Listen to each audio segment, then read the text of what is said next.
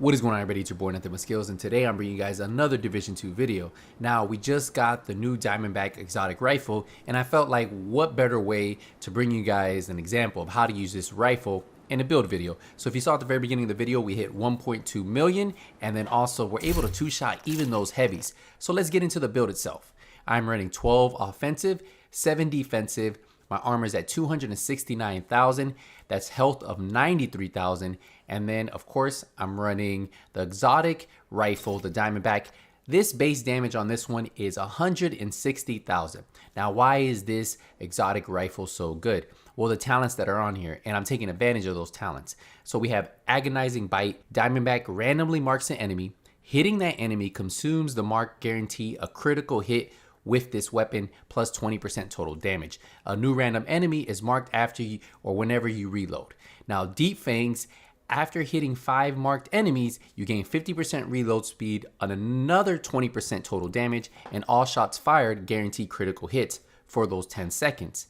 Now, the final talent, while drawn, each time you reload, you gain 20% bonus armor for 3 seconds, and then also, while holstered, each time you reload or feed your current weapon, gain 8% bonus armor. Now, this build right here is for PvE.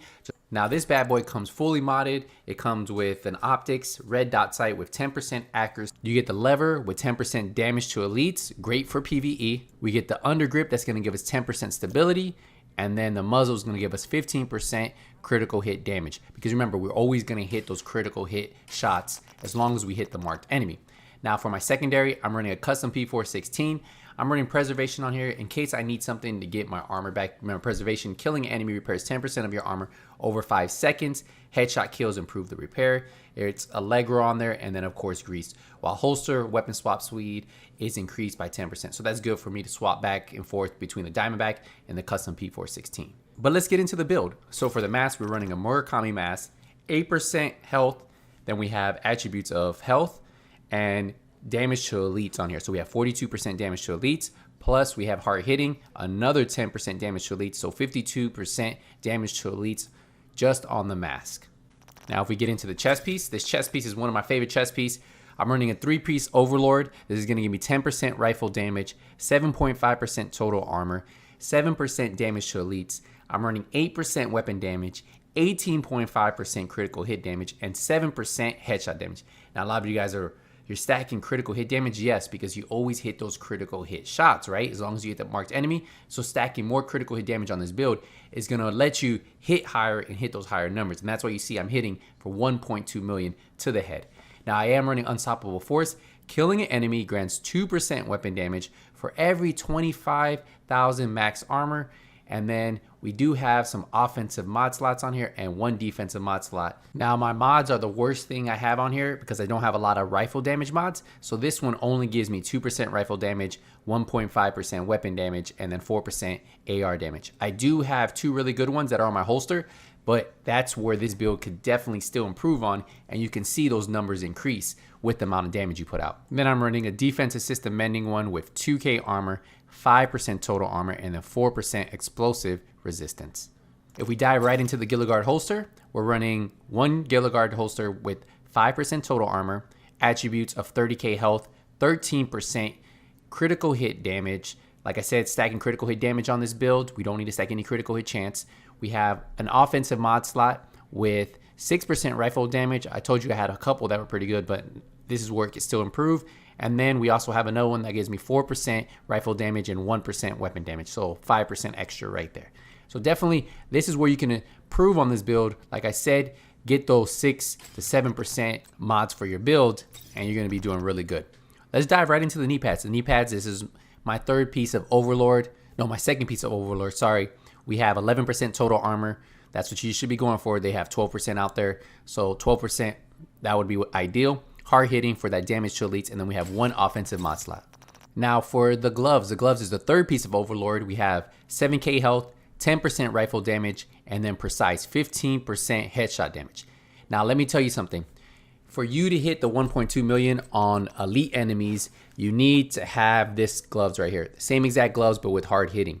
Now I tested both out on elite enemies, the same exact gloves with 1% more damage and the damage to elites hit harder than the precise. So precise to the head and hard hitting to the head, I was hitting just a little bit harder with the damage to elites.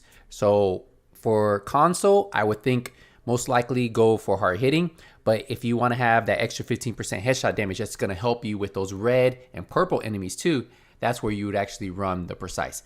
But these gloves, exactly like this, is how you want them. Now I'm going to let you guys decide if you want to run precise or if you want to run hard hitting. Now we're jumping into the backpack. The backpack, I'm running a 511 backpack, 5% protection from elites, another great stat to have for PvE. We are running 8% weapon damage on here, and then I have 7k armor, 12k health. I have hard hitting, so another 10% damage to elites. I have harden for that 10% armor, and then I have offensive mod slot right here that I don't have a rifle damage, and it just has AR, so 3% AR damage, 1% damage to armor, and 2% weapon damage.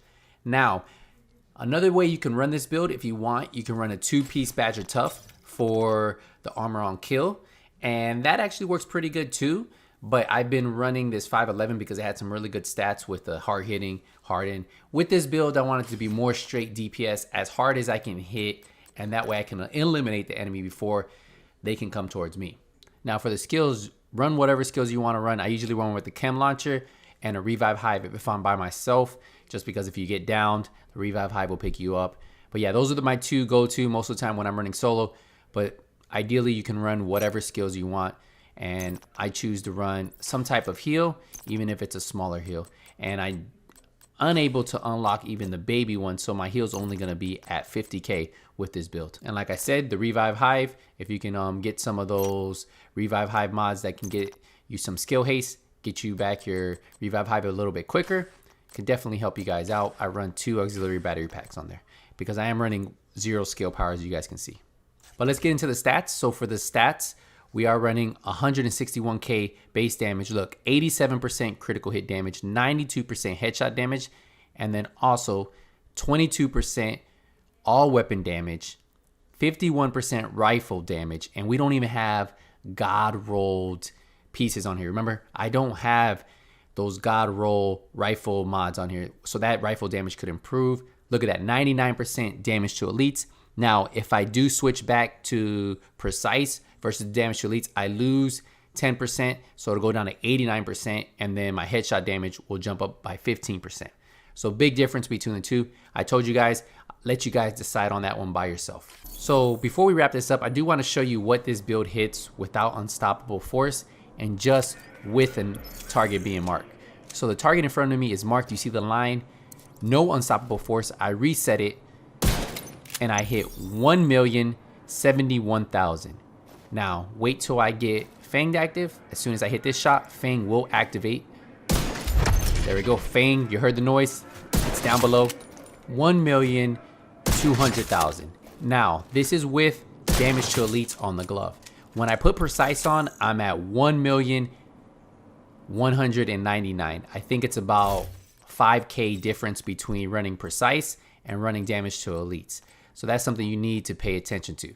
Now let me just show you real quick. I'm gonna put the gloves on just so you guys can see. We added the gloves, and now let me show you what it looks like once we get a marked enemy that's an elite, right? Because you guys wanna see that. Just waiting for this target right here. I think we have one more target, and then Fang should activate. Okay, one more. Here we go. Should activate it. As soon as I hit this shot, there we go. I reloaded. Fang doesn't have to be activated because we're going to get the headshot.